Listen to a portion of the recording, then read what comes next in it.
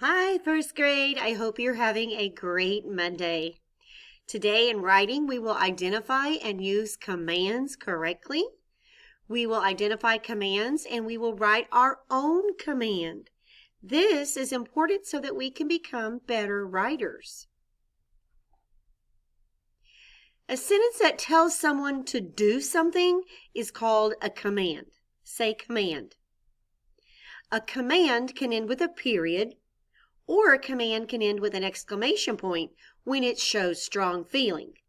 Look at the two commands at the bottom of the page. It says, pick up the pencils. That is telling somebody to do something. But it just ends with a period. The last sentence says, wait for me. That is showing strong feeling. So it ends with an exclamation point.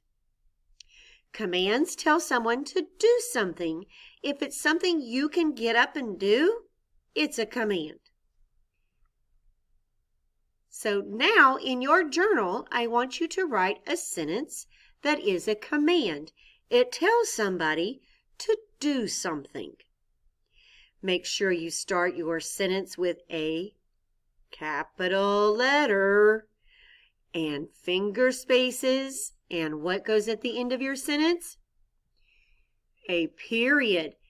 Because commands can also end with exclamation points, your sentence can end with an exclamation point if your command is showing strong feeling. Remember to put the date at the top.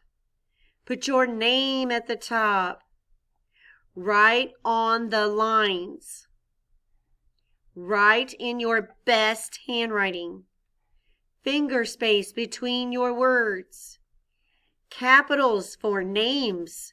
Names of people, names of places, names of things, names of animals, and the first word of the sentence. And the punctuation at the end of the sentence should either be a period or an exclamation point today. So let's review what we talked about today. We talked about commands. Commands are sentences that tell someone to do something. A command can end with a period or it can end with an exclamation point when it shows strong feeling.